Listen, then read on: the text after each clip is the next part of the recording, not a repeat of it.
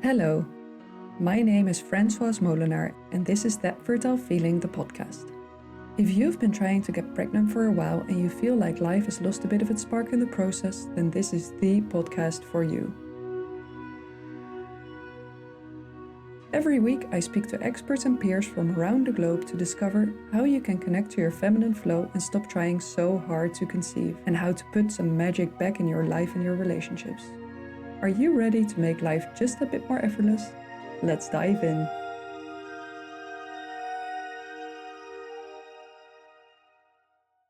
Hello and welcome to a new episode of That Fertile Feeling, the podcast. I am here today with Michelle Strong, who is a nutritionist with a strong background in fertility.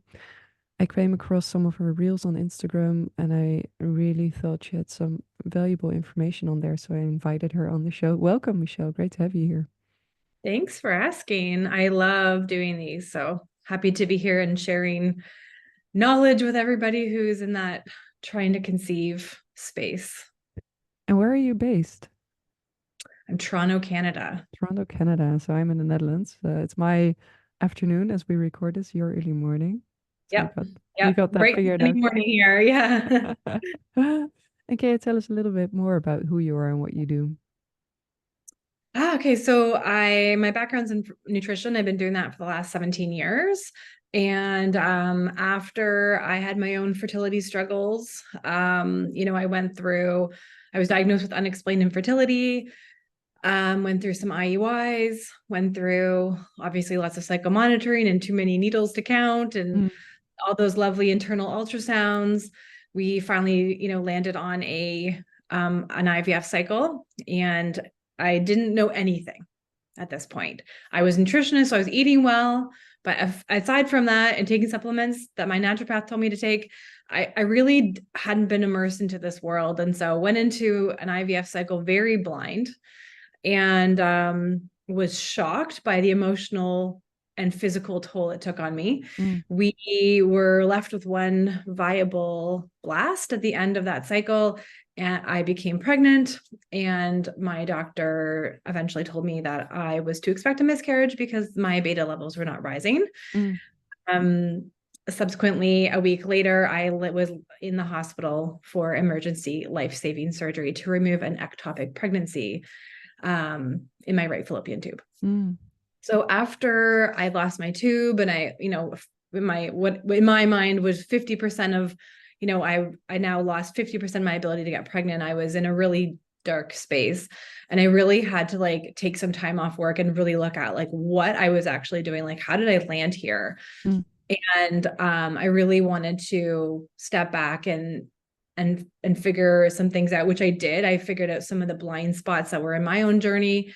And one of those was mental health. I just wasn't treating my mindset and my mental health properly. I was sort of pushing everything aside, just trying to trudge through this grueling fertility journey. And I was able to address some of that in a short period of time. And 5 weeks later, after my ectopic pregnancy, I was pregnant with my daughter. And so after I became pregnant, I realized that this was me as a nutritionist was a space that I felt grossly underrepresented. There wasn't a lot of information that I was exposed to during my journey. And that wasn't that long ago, 7 years ago. So I decided I was going to shift my gears from nutrition to fertility focused.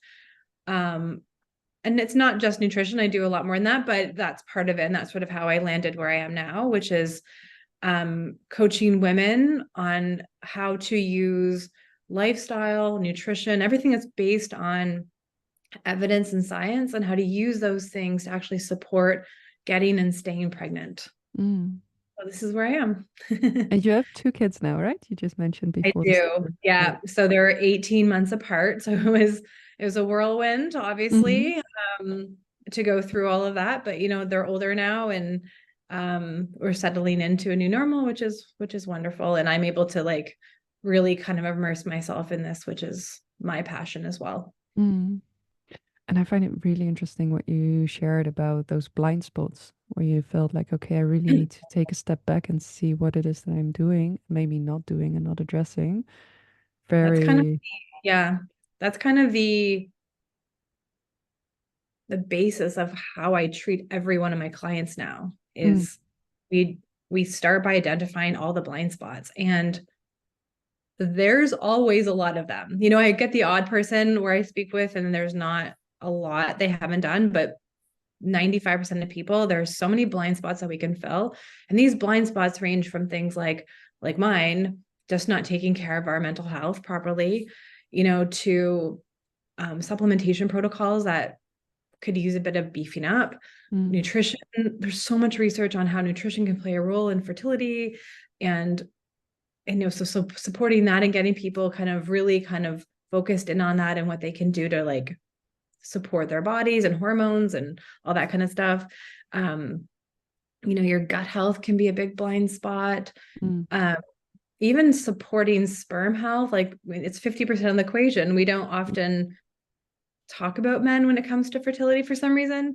And so that's a blind spot, right? Like just filling the gaps in like, is his sperm normal or is his sperm optimal? And what can we use to support that? So there's so many things that we can be doing and identifying in those blind spots. And then once we know the blind spots and we have the testing, the right blood work, then we can make a plan and build on that and fill those blind spots in hopes that they are sort of the missing pieces to, you know, not just getting pregnant, but it could be something like your insulin levels are too high, and because they're too high, they're impacting your other hormones. So if we know that from the blood work and the blind spot conversation, we can fill that, address it, and then that's no longer an issue. If your insulin is no longer an issue, then, you know, a lot of your other hormones are probably going to balance.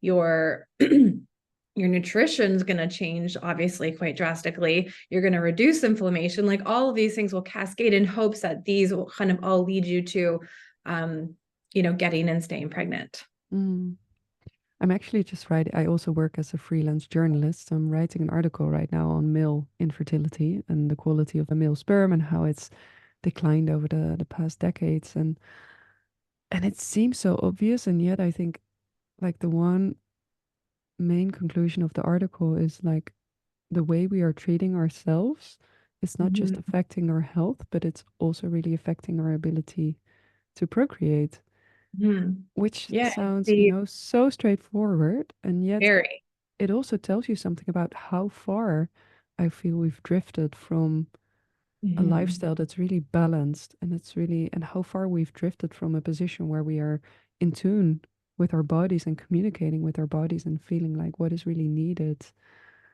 I agree. I honestly couldn't agree more. Like, I feel like a lot of my role is to just kind of bring people back to like, yes, we talk about supplementation, which is, you know, not sort of old. It's more like the new way to do things, right? But simply being outside and breathing more and sitting in the sun and walking in the grass and eating what our ancestors ate. Like, you know what I mean? Like those basic principles, like you said, we've drifted so far away from. And if we can shift ourselves a little bit closer to that, less busy of a life, sleeping when it's dark outside, getting up when it's light out. You know what I mean? Like those things, these are really foundational to general health. And it's that general health that we've shifted away from that I think is then impacting things like sperm and female hormones and all that kind of stuff. Yeah. I couldn't agree more. And so that's when you have a new client coming in, that's the first thing you do is get them to test their blood and see like, where are we at? Yes. Yeah. Yes. So I obviously will do an intake with them, and then depending on their particular case, we'll run blood work, and then I'll interpret that blood work from a functional perspective. So there's, you know, the functional perspective, which is like an optimal perspective, or diagnostically, which is like comparing you to a giant population. I want to know, is your blood work amazing? Is it like, is it great? Not just is it the same as everybody else? Yeah. So once we know where the blind spots are in your blood work, then to me, along with like the intake, that's our stepping point, right? That's how we can build a plan. And we're going to build a plan based on, you know, supporting gut health and absorption of nutrients and balancing hormones and balancing your metabolic parameters and reducing inflammation. And are you sleeping well? Are you moving your body according to what's been shown in research to really be supportive of fertility outcomes? You know, do you have any minerals that you're deficient in that could be contributing to it's so like, I love this part. Like this blood work is my favorite part of it, because it can really set the tone for the rest of the conversations. And, then we retest, 3 to 4 months later to make sure things are changing. If they're not going the way we want, we tweak them, that kind of thing. So I do feel like that's, for me, the easiest way to do it, because it seems so normal to do it that way. Like, would you start somewhere if you don't know what's actually going on? Yeah, blood work is the first step for sure for everybody. And you mentioned on your Instagram that addressing drivers of inflammation should be a priority when trying to conceive. Can you tell us a bit more about that? Is that something you would see in the blood work if there's inflammation? Yeah, for sure. There's certain markers that I will check for inflammation. And once we know those numbers, and I should say too that we know that certain markers actually will increase likelihood of things like miscarriage. Inflammation can impact implantation. It can impact the quality of egg and sperm. So it's really a really important marker to be aware of. But if we know it's an issue, then we start digging deeper. Like I have a client right now, and she had elevated inflammation. And once we know we have elevated inflammation, we don't really know where it's coming from. So we have to be a detective and try to start figuring out where it's coming from. So different areas that it could be, your stress, it could be a poor diet, it could be sedentary lifestyle, it could be poor sleep, it could be gut imbalances, it could be anything really. It could be an infection and an injury. So we have to start figuring it out. Anyways, over the course of the time together, we had her checked for endometriosis because X, Y, and Z things that led to that conversation. And no, she didn't have endometriosis, but we've got adenomyosis. So, you know what I mean? So all of a sudden now we know probably where the inflammation is coming from. And so now we support that as much as we can. So I do find that inflammation is coming from all sorts of different places. And of course, we don't know exactly where it's coming from, but I think that if we can start looking at things really logically, what are you doing? And we can identify those things in the blind spots. What are you doing that could be driving up inflammation? Because what is the inflammation? Inflammation is basically the body that's trying to heal itself, right? It's an over response to well, inflammation's normal, right? If we fall and bruise ourselves or cut ourselves, we are going to have a inflammatory response. You're going to have redness and heat. And that's your body sending, resources to heal that area. But that acute inflammation is totally normal and needed. Yeah. What the problem is when it's happening over long periods of time. Chronic inflammation that's the problem. And like I said, if we don't know where that's coming from, then we have to start digging to figure that out. So there must be an imbalance somewhere. There's something happening somewhere. Yeah. It can be challenging to figure that out. So I'm going through the different systems, and then we're retesting. And oftentimes, I never know exactly where the inflammation is coming from at the end of the day, but oftentimes when we check the blood after making the changes, it has come down. So it's probably multiple factors, right? Not just one individual thing that's happening. It's various systems that are being stressed out in one way or another. So, fix the nutrition, get you moving, get you sleeping, fix support the gut, all that kind of stuff. And all of a sudden you see your numbers come down, and then we know that we can assume then, or make an educated guess, that sperm quality is going to improve, egg health is going to improve, implantation, there's going to be less of a barrier for an implantation, all that kind of stuff. Yeah. And I heard you mention gut health a number of times already. Can you tell us a bit more about the relationship between fertility and gut health? And yeah, I mean, we know that I know a lot of people have known this for a long time. Research is now catching up, and which is wonderful to see. But we know that the health of our gut can play a role in our fertility. I can't cite any studies offhand. I have them. I don't know them off the citations offhand, but we know that the types of bacteria that we have in our body can impact our chance of getting and staying pregnant. So we know that, so there's one study that shows that a GI and uterine environment that is dominated with lactobacillus species, you'll have a greater chance of getting pregnant, where there's other species that can hinder that.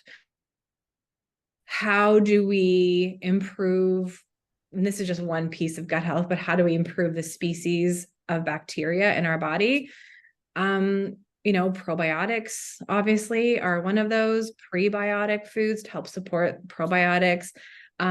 Getting rid of things that would destroy the good bacteria. So foods like sugar, processed wheats and flours, alcohol, all those foods that we know already to not be wonderful for us are foods that would be not helpful for supporting our microbiome. So I mean, like that's just like one aspect of gut health, but really supporting the bacteria, the microbiome of our bodies, supporting our digestion and how we assimilate nutrients, supporting our elimination. No one wants to talk about poop, but it's really important. Supporting elimination and how the toxins are moving out of the body, if they are moving out of the body properly. And, so it's quite involved, but we do know that all of those factors make a big difference in our abilities to get and stay pregnant. And so where would you start with someone? The gut? With the gut, yeah. Well, like I think for me, it's a lot of like intake in that case, like figuring out like what kind of symptoms they're experiencing, what their past has been like. Are you, do you have like a past with a lot of like have you had vaginal dysbiosis in the past, like yeast infections? Like, do you have any symptoms, gas, bloating, belching, heartburn? Do you have diarrhea, constipation? Do you have skin issues? Do you have allergies? All of these things sort of lead me to kind of gather that there may be some GI issues going on. Those are just a couple of them, obviously. And then supporting gut with supplementation, depending on what they need, nutrition, even things like moving our bodies can support, a proper elimination pathways. So it sort of depends on the person, of course, but, a supplementation in terms of probiotics would be one of them, specific probiotics if people are trying to conceive. And then I also, for some people, use vaginal microbiome testing. And this is a company out of the US. There's multiple companies, but it's called Evvy, EVVY, and they'll send you out a test kit. You do a vaginal swab, and then they'll let you know, like basically what kind of bacteria you have in the vaginal tract. And I really love this because for people that have like, chronic like GI issues, we can sort of narrow down what may be causing some of them. And so this company then will give you a report, and then they have somebody who will kind of tell you, well, based on this, you should try this, this, and this. And so it takes a little bit of the pressure off me, so I can get the interpretation and the results of it, and then we can run with that. And then they've also got their experts on their side. So I really like that test to kind of help support, what I'm doing here, just to kind of like make sure that the gut piece and the microbiome piece is being taken care of. I was wondering, do you feel like it's usually just one piece of the puzzle that's missing for women? Or is it never that simple? And or is it, yeah, because I can imagine for many women that they feel like they need to find that one thing that is wrong to heal their fertility, and that can also put a lot of pressure on them to feel like there's this thing I need to heal. There's this there's like this puzzle magic thing that I need to find. Yeah. And I was of that same mindset when I was trying. something's wrong. What is the thing that's wrong? Yeah. And Doesn't work that way. well, it doesn't really, but I will say in my case, Mm. I feel like the missing piece was my mindset. Mm. And in the time between my surgery and conceiving was about 5 weeks. Mm-hmm. And in that time, I stopped working. I got a dog. I was walking a lot. I was really happy because I had my dog that I wanted for ages, who's now curled up at my feet.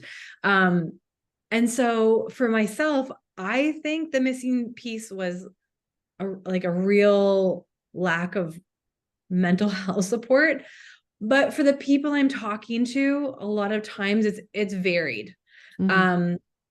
Common denominators that I see within my clients for sure would be things like hormonal imbalances.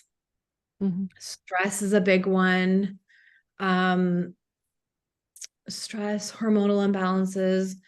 I guess I would say those are the two biggest things I see. And then, from there you get a smattering of a lot of people need some support with the nutrition. It's not that their nutrition's bad, but there's more that we can do. That's the thing, right? There is so much information out there of ways we can improve our nutrition, that I can spend a lot of time really fixing that up. Now, I will say too that to tackle everything can be stressful, right? To like dive into this big new world of stuff that can be done. It can be a lot for some people, and not everyone's up for that. And I wouldn't want it to create more stress for somebody. For myself, the way I look at it is we're taking control of in a very uncontrollable situation. And can we, improve, all of these things enough that they're no longer going to be sort of a hindrance to you. And if we can do that in as little stress as humanly possible, that's my goal. But in my programming, I do provide a lot of mindset work and techniques that people can use to kind of support themselves through the fertility process, because it's very stressful. It's very stressful. Yeah. So giving them like evidence-based tools, there's a great study out of the Boston IVF clinic that shows that and this is an IVF cycle, but women who practice mindset work in an IVF cycle are significantly more likely to get pregnant than women who don't. And we can take that data and sort of play around with it and go, okay, well, in an IVF cycle, they do mindset work, they're more likely to get pregnant. So could we use that also in natural or spontaneous cycles too? If we are calmer, what is that doing to our body? Well, it's doing a lot. It's reducing inflammation, it's balancing hormones. I think really supporting the mindset is going to be a critical part for a lot of people, even if they don't think it is necessarily at the time when we talk. And so that was really inspired by your own experience. Can you share a little bit more? So you mentioned like you got your dog, you quit working, or you were at home for a couple of weeks. What was it that needed to shift for you? Was it to enjoy life again? Was it to surrender? To surrender to not being Yeah, alone? it was a situation where I was like, I just really needed to stop. I use the term stop the madness, because when you're going through fertility clinics, this is my experience. I'm not knocking fertility clinics because they're very important for a lot of people, but it's like, appointments multiple times a week in a certain time frame, and it's like in IVF cycles, it's injections and appointments, and it's discomfort and emotional turmoil and so much money. And so I felt like I was on this, I was in crazy land. I felt insane, that I was just trudging through this muck. And when after my surgery, I was like, I got to stop this. This is insanity. I will not do that again. And I cannot continue on the path that I'm on right now. It just felt too hard and too it felt awful, to be honest. And so I stopped work and I stopped everything because I just needed to recalibrate. It sounds. You just needed to be. I just needed to not do Yeah. anything other than be alive, honestly, and figure out why I was in this position. You know, I'm a healthy person. Why am I experiencing this? Mm. Where there was no issues on my husband's side, there was no known issues on my side. What is going on? Mm. And those are the cases that I particularly like seeing as unexplained infertility cases, because I can find stuff that we can do to provide people with more hope and more like empowerment that like you do have some control over the situation. You're not just like, you don't just sit around and just wait idly. Like you can step forward in your own life with this. And so I felt like when I identified what my issue was, what I thought my issues was, it gave me more hope. Like, okay, like if I just find a calmer existence, maybe I can do this. And I was running a very, very busy practice. And now, you know, of course I have my times of stress, but like I do aim to live a calmer, quieter life that's not so intense, because I know what intense feels like. Yeah. Mm-hmm. Yeah, I can also share my own mindset shift. I've mentioned it here on the podcast before. Yes. So my first baby was an IVF baby. My twins were very special. So I have one twin baby was conceived through IVF, and the other is a spontaneous pregnancy in the same cycle. That's so interesting. That which is possible. We had like a frozen transfer, so then they transfer it in your normal cycle. Yeah. But for my first baby, he arrived after a decade of trying to get pregnant. And what really made a difference for me is going into IVF. That round was saying, I cannot go in thinking that I need to do everything possible to get pregnant because I don't have control over that. But what I can control is how well I take care of myself while I'm in treatment. So I'm going to make sure that I am taking the best care of myself, and that this is not something that's destroying me, but that it's, I'm setting my boundaries in the clinic, I'm setting my boundaries at work, I'm doing things that feel good for me. And I wish I had that mindset when I was going through, because that's a much healthier way to look at it. Yeah, even with things like taking the shots, turning that into a ritual and saying this, because before I absolutely hated it. Saying, no, if I'm doing this, I'm going to have to embrace every part of it. Um, and it's always a bit tricky because I don't want to say like I found the solution to getting pregnant, right? Yeah. I mean, everyone has Um, their own story, right? yeah, but I do recognize how mindset work can totally shape your experience and transform your experience. 100%. I agree with that. So, and I've seen it, right? Like I've seen people who've started practicing mindset work working with me, and you know, they're going from like a 9 out of 10 in stress to Mm, like a 4 or 5, and they're like, I feel better. And I should say too that if you're feeling better, you're more likely to take the steps and have the energy to take the steps mm, to, you know, maybe eat better and move your body and cook the foods you want to cook. But then also you're going to sleep better, and all of those things are going to support mm, your health and fertility as well. So yeah. I think that the mindset piece is often forgotten because it seems a little, at least did for me, Mm, um, like a waste of time almost. mm, Like, you want me to do, sit around and breathe for a while? mm, Like I just really found it tough to kind of embrace that at first. But big shifts obviously over on this side. And mm, I now do that on a regular basis. mm, And know the difference that it makes, and see it in my clients and see it in myself. And, you know, even with my kids, like we do breathing together at night. And if they're upset, we talk, and then we do breathing together. And, you mm, know, like just bringing those skills forward earlier, I think in life would have been, I mean, would have been helpful for me to know mm, those earlier. But hopefully this next generation, we can show how to sort of calm our bodies, and who knows the kind of impact that will have on future generations and mm. fertility. Society, yeah. Exactly. Yeah. I call it, or it's a term I picked up somewhere on a podcast, blissipline. So it's the discipline in your practice that creates the bliss in the end. It doesn't come out of nowhere. It actually No, takes like effort, and you gotta do it on and over again. Yeah. I follow a guy online, and he's a big promoter of breath work, and he's like, you got to do it every day. And I'm like, but could you take one day off? And it's like, no, you can't take any time off. So I mean, everyone's got their own like, Yeah.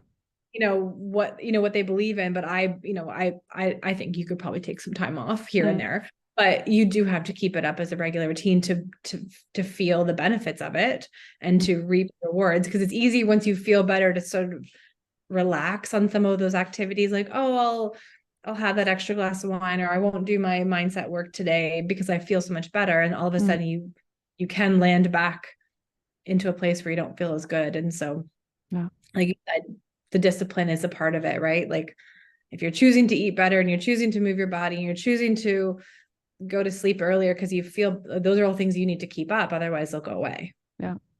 But from that place of desire, of wanting to feel good, I think it cannot, if it's rigid and hard and disciplined, then it doesn't work, right?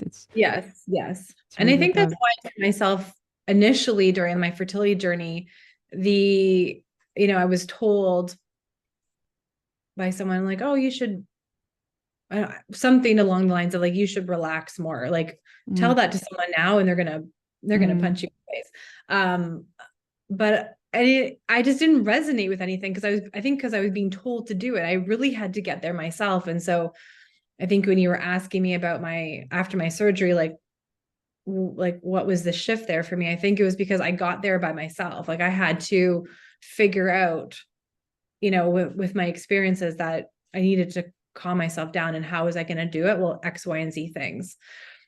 So I think that's an important piece. Like I can help identify these blind spots to people, but they are going to have to want to do it and keep up with it, because otherwise it's not going to stick, right? Yeah.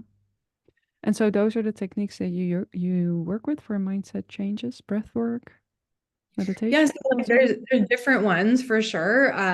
In my program, I bring in different experts to talk through different types of techniques that have been shown to support fertility outcomes, but certainly breath work is in there. I like talking about the vagus nerve. I resonate with a lot of those kind of thoughts and techniques. And so there's a whole module on that. So that's just nervous system support, right? Yeah. Yeah. So just different ways. And the reason why I have different modules and different techniques is because everyone's going to resonate with something a little bit different.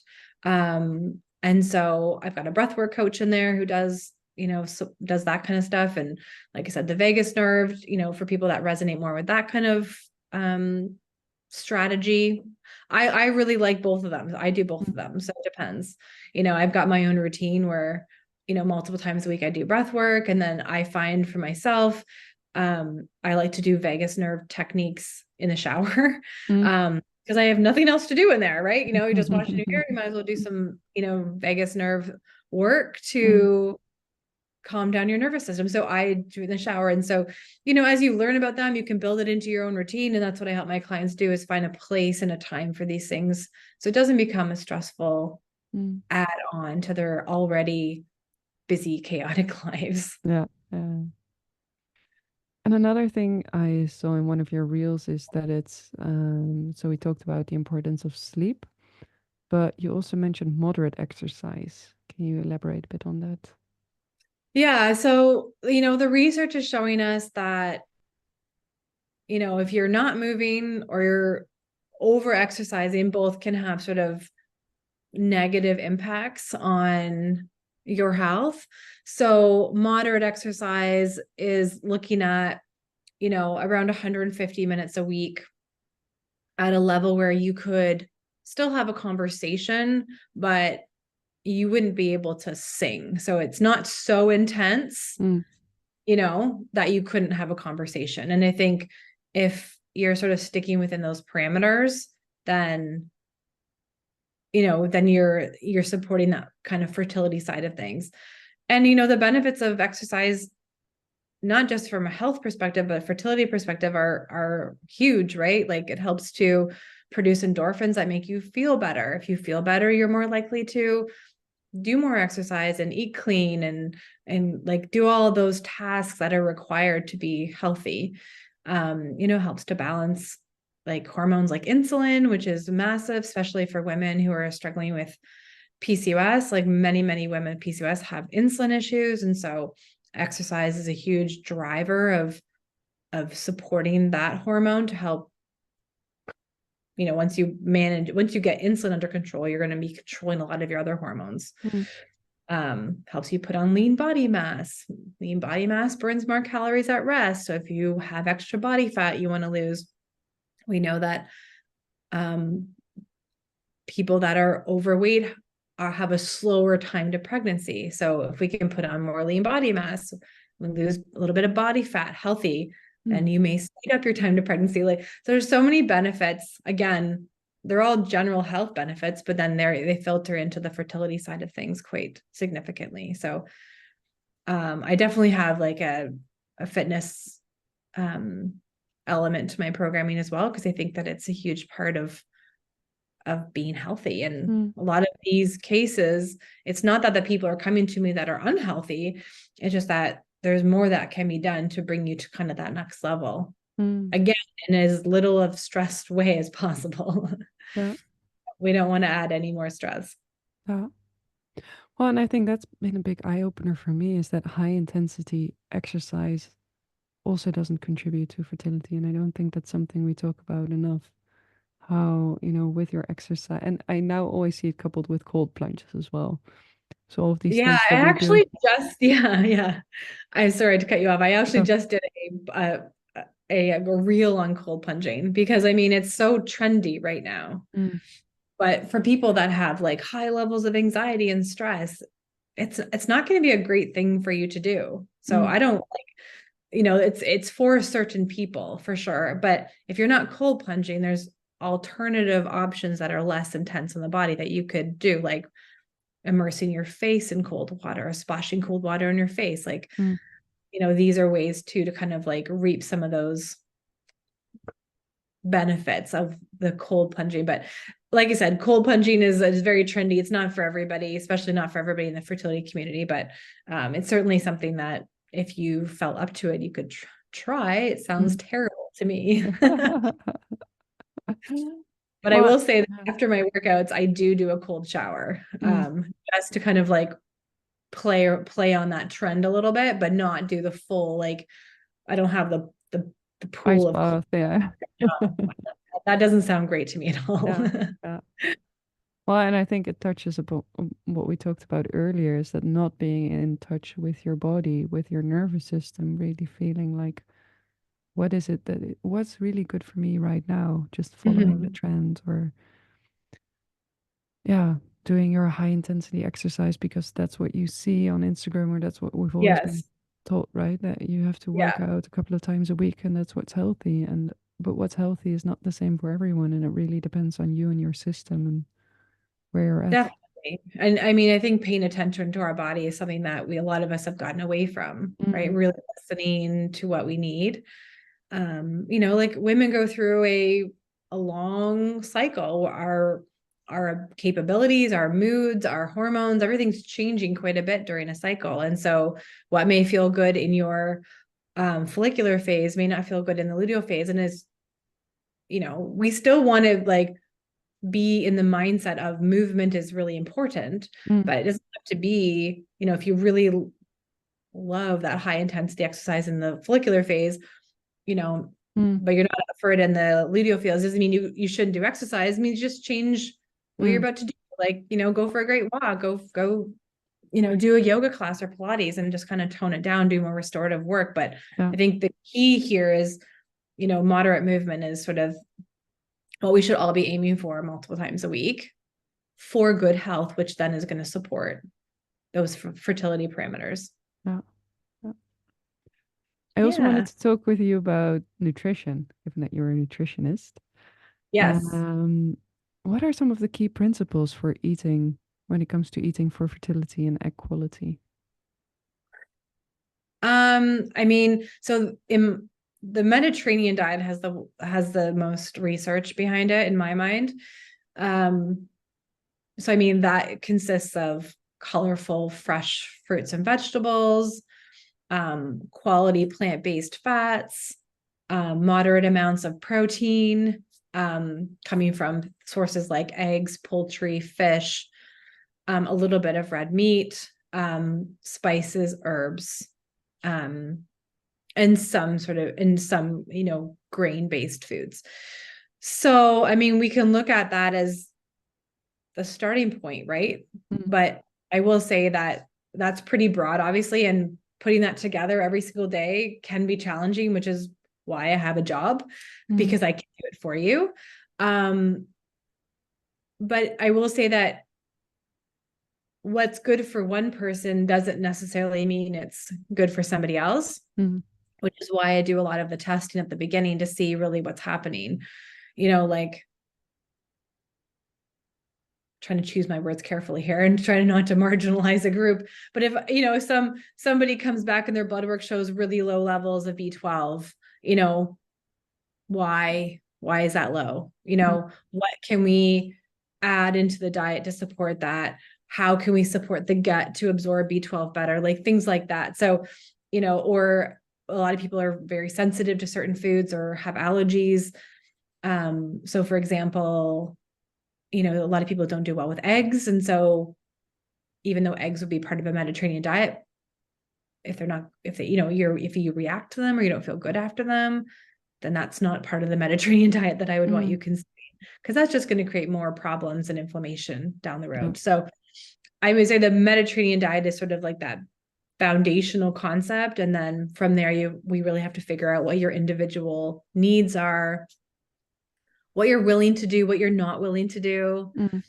Like some people are willing and have more time to do a bit more cooking. Other people don't want to do it. So it depends on the person. And do you have sensitivities? Do you have allergies? Do you have deficiencies? Like, what's your goals? What's your history? All of these things sort of meld together, and all of a sudden you build a plan for someone that is based on their individual needs. If their iron and ferritin levels are really low, okay, so you're not getting adequate amounts of iron, or you're not absorbing the iron. Why? What can we support you? So all of these things matter, which is why the testing is so critical at that beginning stage to kind of understand where we're starting from and what somebody needs. But I would say that, like, if someone's listening to this and they're like, oh, like, where do I start with nutrition? Like, look up the Mediterranean diet. That's what you want to be sort of focusing on. We know that the colorful plants, fruits and vegetables, the color in those foods, the antioxidants are hugely important to fertility. We know that these antioxidants have been shown to improve fertility outcomes, getting pregnant, and live birth rates. So, I mean, if you do nothing else, increase your intake of antioxidant-rich foods, and start there. You know what I mean? Like those basic concepts that we know to be true. Eating lots of fresh, colorful foods, your proteins, your good fats, don't have a lot of sugar and processed foods. Those are timeless concepts. They're always going to be there, whether you are B12 deficient or not. Those concepts aren't going to change. So if you're going to start somewhere, start with those foundations, I think. Yeah. And I see more and more posts on Instagram now on food order. So having your veggies first, protein second, carbs last. What are your thoughts on that? I mean, in my mind, so I think part of that is how well you digest certain things, but also the impact those foods have on your metabolic parameters. So for example, like carbohydrates are full of sugar, or they have sugar in them, right? And so if you eat them first, the thought process is you don't have anything else in your body to kind of neutralize those sugars, so they'd have a greater spike on them. So if you eat your vegetables or protein first, you would neutralize the sugars and the carbs for when you do have them, and they'll impact your body less. So like there's those concepts are there for sure. And I don't subscribe to them in the sense that I talk to my clients about them very often, because I feel like there's some merit to them, but they're just, when you get into those nitty gritty nuances, I feel like that's when you start maybe stressing people out. Like if I'm going to ask you to do something, I want you to do that. I want you to do that thing really well. And I want it to be the most important thing that you're going to do. Yeah. I mean, do I think so? For example, the example I give to people often is like lemon water. Lemon water is great for you. I have no problem if you want to drink lemon water. Like go to town. But it's not the first thing I'm going to ask you to do, because I find way more fish to fry, I guess, is my perspective. So I don't have a problem with the nuances of the food ordering. I just don't know if it's like it's not on my radar really with too many people, unless we're like dealing with like if someone is having a really tough time with like balancing blood sugars and insulin, and I'm really trying to like minimize their carbohydrate impact, that's something that I would maybe bring up. Something I would bring up is like pairing carbs like in a meal and having them sort of at the end of the meal versus the beginning. But it's not really something that I'm talking to too many people about, because in my mind, I would rather you pick a really good carbohydrate and have a moderate amount of it. And so if you eat it with the rest of your meal, it's probably not going to have a huge impact in a way that's going to change what we're doing together. Yeah. If that makes any sense. So yeah. I think it's an okay concept. It's not something that I really dive into deep with people. Yeah. And how about supplementation? You mentioned supplements a couple of times. So the probiotics, are there any other supplements that you would recommend almost anyone to take? Yeah, I mean, I guess it comes down to the individual person, right? Like what they need. Again, if we're doing like the vaginal microbiome testing, the type of probiotic you would need would be possibly different than what I would need based on the results of that. Obviously, a prenatal is going to be the most important thing that you can take. Of course, you want to make sure that it's a good one and it's, full of the right stuff, which we probably shouldn't go into because people have very strong opinions on the types, but a really good prenatal that you feel really comfortable with. I love people on probiotics, but the type of probiotic is varied. Vitamin D, I would say 80% of people that I test are vitamin D deficient.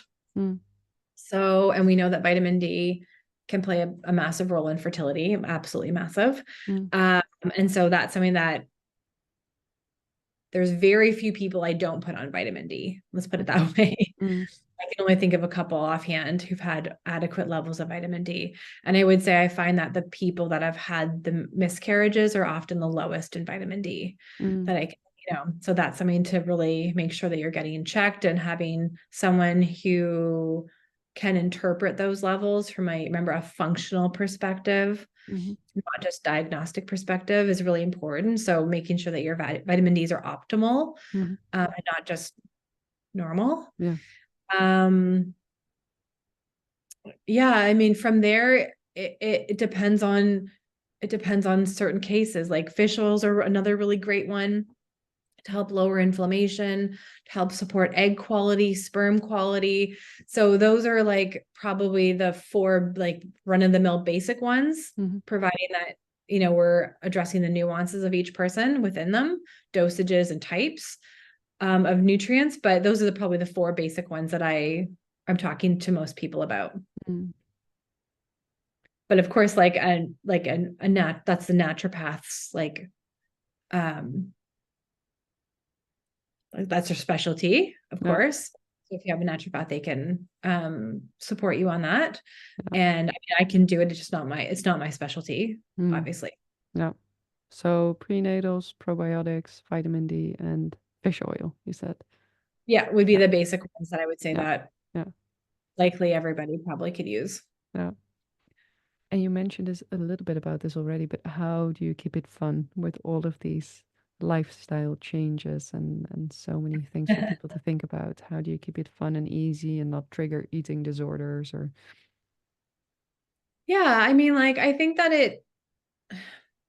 in terms of not keeping it fun and triggering eating disorders being 2 different things. Keeping it fun, I mean, sometimes realistically, these kind of changes are, they're not necessarily fun, but I will say that more than anything, they inspire like that you feel better, which in essence possibly can make it feel more fun, right? Like you feel lighter, you feel better, you sleeping better, you have more energy, like all of these things. That's exciting to me. So that seems fun. But I mean, like you taking your supplementation every day and getting up a little bit earlier to do breath work, which is what I do. Sometimes it's not that fun. Like it's part of the discipline of living a healthy lifestyle, and you have to really, really want it, right? But I would find a lot of women in the fertility community are very determined and do want it. And so they're willing to take those steps, even though sometimes it's not that fun. And I don't want to lie to people. Like, would I rather eat a pizza than a broccoli and chicken? Yeah, of course, right? Not that you have to eat broccoli and chicken every day, but it's just one of those things where you can keep it fun with like new recipes. And as you feel better, you gain more energy and that feels better. And your mood is better and you have less stress. Like all of those things just make you feel better, which I guess to me is fun. And in terms of like eating disorders, I mean, I give people a plan that's very loose. So I'm not like, you must eat this at this time. And if you don't eat that, then you're like, you failed. Like, it's not about that at all. Yeah. I give people a lot of space to create their own plan within the parameters that I've assigned to them based on, again, their blood work and their history and their goals and all that kind of stuff.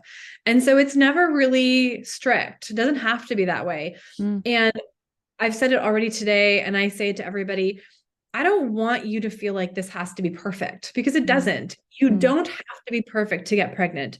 You don't have to be skinny to get pregnant. You don't have to have the best supplementation. Like none of that is absolute. You just have to, I think in my mind, is to fill some of the gaps that are outstanding and do better than you were the other day. You know what I mean? And if you can do that, then if you get 30% of the way there in the first month and you need to take, to settle into that for a while, that's okay.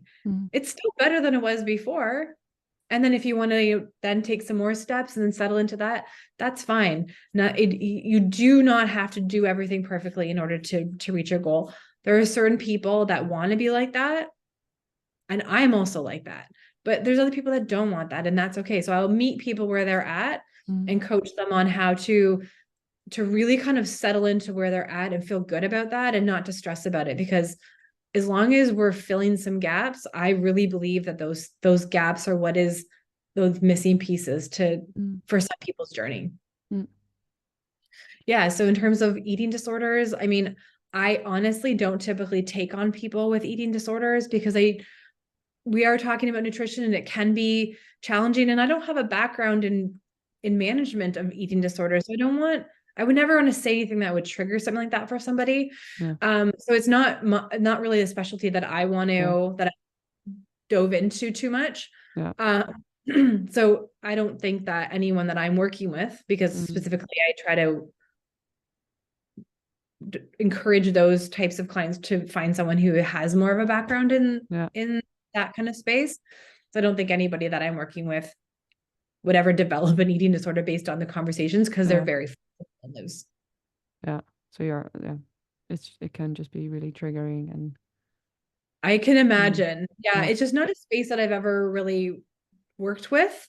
In 17 years, I've always steered a little bit more away from that group. Only because I didn't have a background in it. I never wanted to cause any sort of harm in any way. So when I do intakes, there's certain clients that I don't take on, and that group is often one of those groups that I just don't take on as a client. Well, thank you, Michelle, for a really beautiful conversation. Just to round up, what would be your general message for anyone who's dealing with fertility issues and or pregnancy loss? I think like the one thing that I really notice in almost every single person that comes my way is just a general lack of testing. you don't know a lot. Like I have many clients who've had lots of miscarriages, unfortunately, and they've had just basic testing done.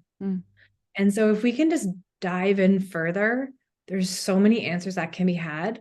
You just have to look outside of the box a little bit. So I'd say if you're experiencing fertility challenges or miscarriages and you're not really sure where to start, I mean, if you want, reach out to me and we can do a call and talk about those blind spots, and that may shed some light on your situation.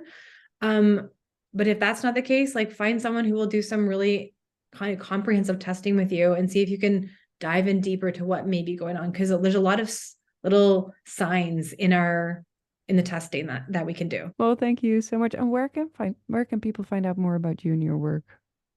Yeah, so on Instagram, I'm at My Mind Body Baby, and my website is www.mymindbodybaby.com. Thank you. I'll put it all in the show notes so the listeners can find you. Perfect. Well, thank you. Thank you also to the listeners for tuning in this week. If you want to reach out to me, you can find me on Instagram at thatfertilefeeling or email me at francoise@thatfertilefeeling.com. I always love to hear from you and I always get back to you and hope to see you back next week. Bye-bye. Thank you for listening to That Fertile Feeling, the podcast. If you like what you heard, then please head over to your preferred podcast player and subscribe to the show. It would also be great if you could leave a review and rating so that other listeners can find the show easily. And if you think that anyone you know could benefit from the materials on this show, then go ahead and share it with them. It would be much appreciated. I look forward to seeing you again next week. Bye, love.